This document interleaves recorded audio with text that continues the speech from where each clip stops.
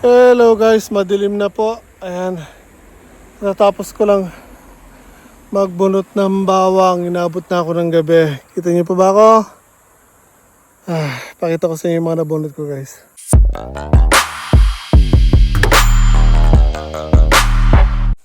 Okay guys, so ayan po ang mga nabunot kong bawang. Sensya na, madilim na. So, ayan. Hindi masyado makikita kasi ang dilim na. So nabunot ko na po lahat. Now hahakutin ko naman sila kahit madilim na. Ang dami niyan guys. Again, sa bilang ko nasa 900 something sila. Hindi na accurate yung tinansya ko na lang.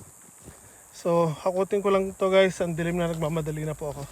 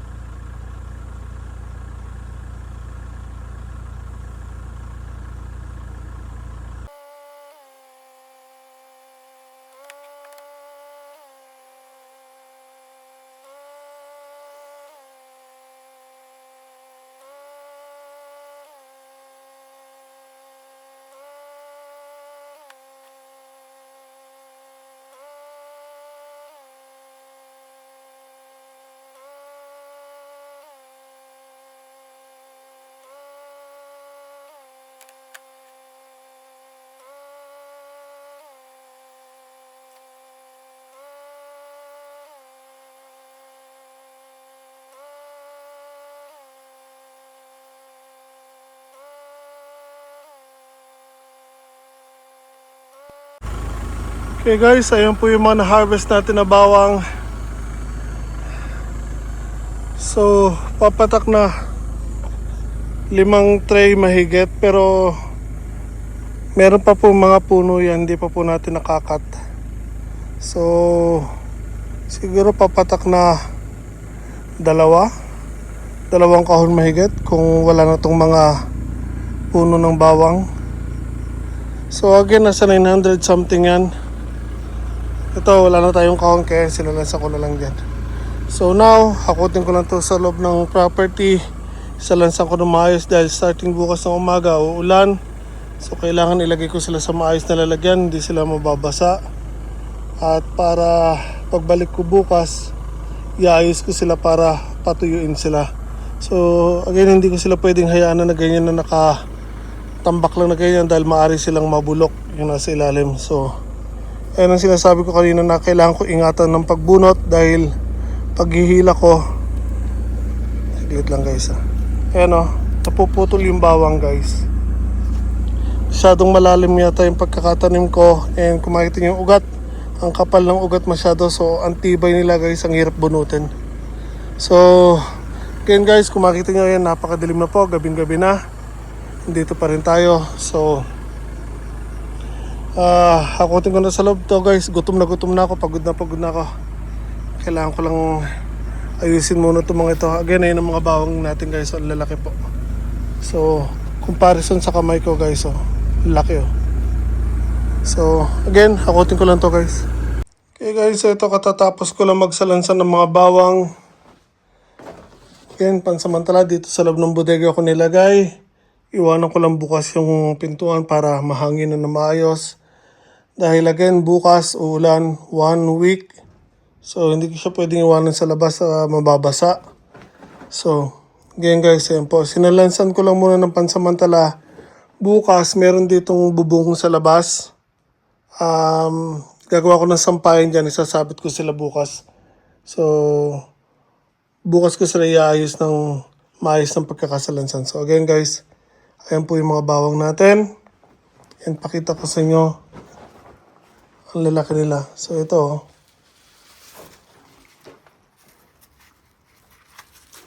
madumi sila kasi kabubunot lang. So once na matuyo yan, magbabagsakan din po yung mga dumi yan. Pero again guys, tingnan nyo kanong kalaki yung bawang na yun. At yung mga butil nila lalaki. So marami din maliliit, pero most of them ay malalaki. So pansamantala, sasalansan ko sila dito or sinalansan ko sila dito. Then bukas mas iayos natin ng pwesto yung mga yan. So bukod doon, hindi lang yun guys. Pasensya na. Madilim. Dito tayo sa kabilang bodega.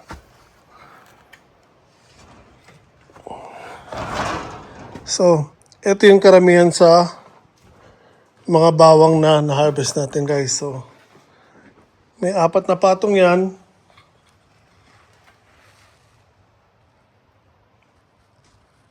Yan, again, sinalansan lang muna natin pansamantala. Dahil kung hahayaan natin mga nakatambak lang sila or magkakapatong, may tendency or pwede silang mabulok. And ito guys, yung sinasabi kong parang mga sibuyas lang siya. Isang buong bulb, hindi siya naghiwa-hiwalay guys. Buong bawang yan, as in isang buo. Ang daming ganito. So actually, nakabili na ako ng yung black garlic, may kinain ako. Siguro nasa 1/4 nito yung size. Sabi ko, bakit buo siya, bilog yung black garlic? So now, naintindihan ko na, ganito pala yun. Namumuo sila. So pansamantala, iwanan muna lang natin yan dyan para hindi mabulok. Sinalansan lang natin ng medyo maayos. Para again, mahanginan sila. So kahit pa paano bukas, medyo tuyo na sila or madry na siya ng konti. Then itatali natin ng bungkos-bungkos bago isasabit natin sa sampayan. Doon, gagawin tayo ng sampayan doon. So pwede rin dito. Kaya nga lang ito, kailangan ko kasing ayusin. Makalat pa itong bodega ko guys. Meron na ako mga salansanan. Bubuuin ko dyan. So isasalansan ko sila na maayos. Gagawa din ako ng welding spot dito para dito tayo magwe-welding pag nandito tayo sa farm. So, there you have it guys. So, pansamantala, gabi na, pahinga na ako. Bukas na lang ulit guys. Ingat tayo lahat palagi.